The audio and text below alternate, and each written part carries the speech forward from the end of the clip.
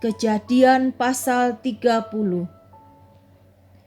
Ketika dilihat Rahel bahwa ia tidak melahirkan anak bagi Yakub, cemburulah ia kepada kakaknya itu, lalu berkata kepada Yakub, "Berikanlah kepadaku anak, kalau tidak aku akan mati."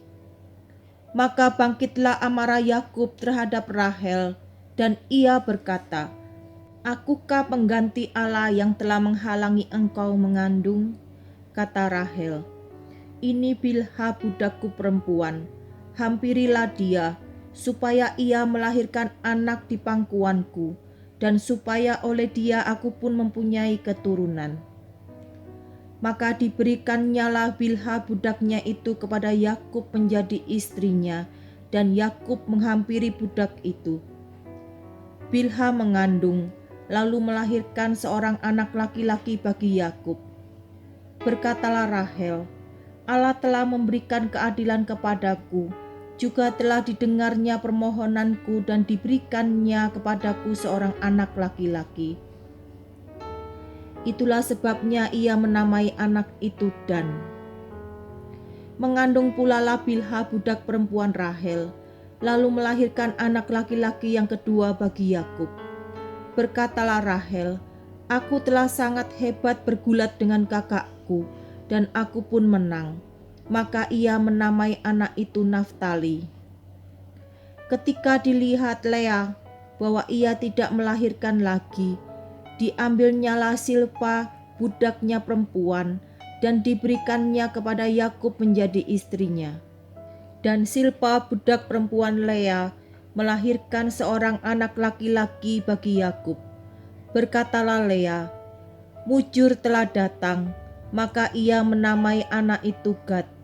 Dan Silpa budak perempuan Lea melahirkan anak laki-laki yang kedua bagi Yakub. Berkatalah Lea, "Aku ini berbahagia, tentulah perempuan-perempuan akan menyebutkan aku berbahagia." Maka ia menamai anak itu Asyer. Ketika Ruben pada musim menuai gandum pergi berjalan-jalan, didapatinya di padang buah Dudaim. Lalu dibawanya kepada Lea ibunya. Kata Rahel kepada Lea, "Berilah aku beberapa buah Dudaim yang didapat oleh anakmu itu." Jawab Lea kepadanya, "Apakah belum cukup bagimu mengambil suamiku? Sekarang pula mau mengambil lagi buah Dudaim anakku?" Kata Rahel, "Kalau begitu, biarlah ia tidur dengan engkau pada malam ini sebagai ganti buah Dudaim anakmu itu."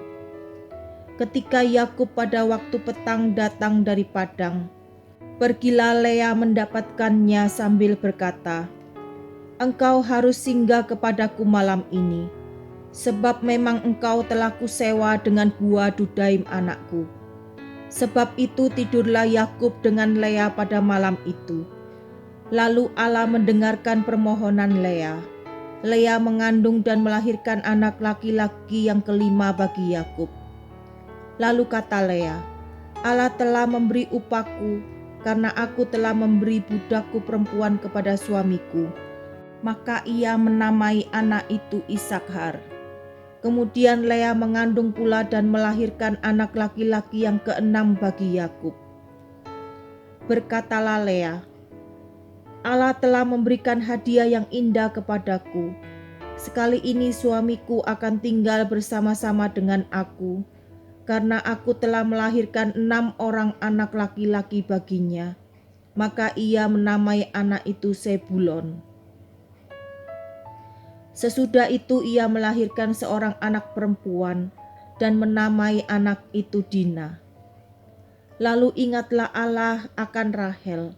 Allah mendengarkan permohonannya serta membuka kandungannya. Maka mengandunglah Rahel dan melahirkan seorang anak laki-laki. Berkatalah ia, "Allah telah menghapuskan aibku." Maka ia menamai anak itu Yusuf, sambil berkata, "Mudah-mudahan Tuhan menambah seorang anak laki-laki lagi bagiku." Yakub memperoleh ternak. Setelah Rahel melahirkan Yusuf, Berkatalah Yakub kepada Laban, "Izinkanlah aku pergi, supaya aku pulang ke tempat kelahiranku dan ke negeriku. Berikanlah istri-istriku dan anak-anakku yang menjadi upahku selama aku bekerja padamu, supaya aku pulang, sebab engkau tahu betapa keras aku bekerja padamu." Tetapi Laban berkata kepadanya, "Sekiranya aku mendapat kasih-Mu, telah nyata kepadaku bahwa Tuhan memberkati aku karena engkau." Lagi katanya, "Tentukanlah upahmu yang harus kubayar, maka aku akan memberikannya."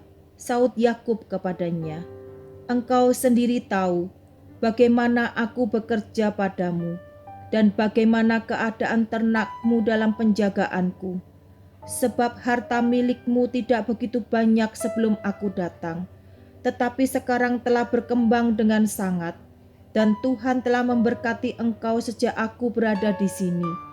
Jadi bilakah dapat aku bekerja untuk rumah tanggaku sendiri?" Kata Laban, "Apakah yang harus kuberikan kepadamu?" Jawab Yakub, "Tidak usah kau berikan apa-apa kepadaku. Aku mau lagi menggembalakan kambing dombamu dan menjaganya, asal engkau mengizinkan hal ini kepadaku.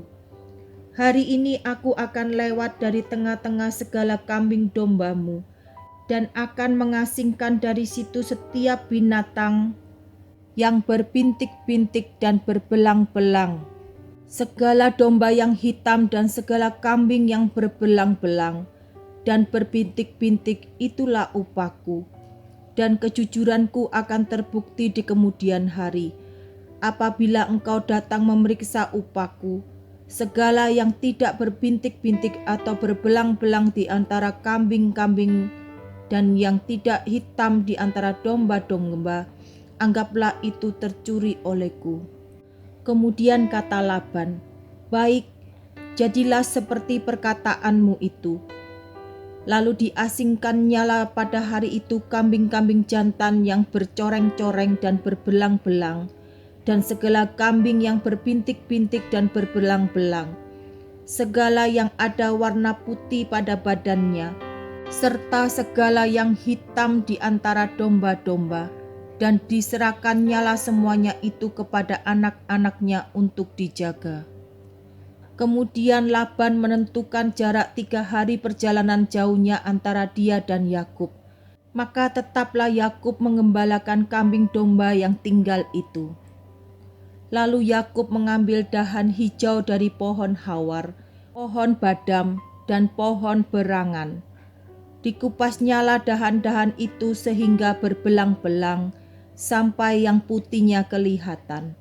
Ia meletakkan dahan-dahan yang dikupasnya itu dalam palungan, dalam tempat minum, kemana kambing domba itu datang minum, sehingga tepat di depan kambing domba itu.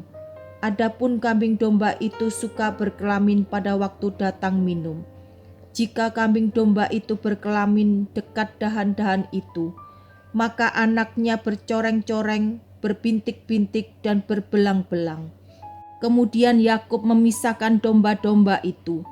Dihadapkannya kepala-kepala kambing domba itu kepada yang bercoreng-coreng dan kepada segala yang hitam di antara kambing domba Laban.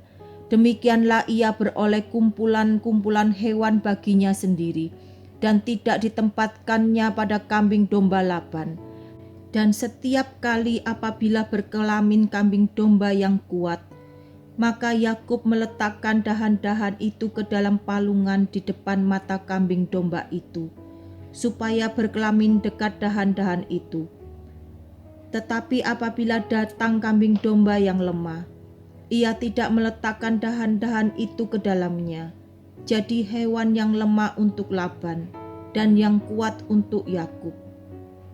Maka sangatlah bertambah-tambah harta Yakub, dan ia mempunyai banyak kambing domba, budak perempuan dan laki-laki, unta dan keledai.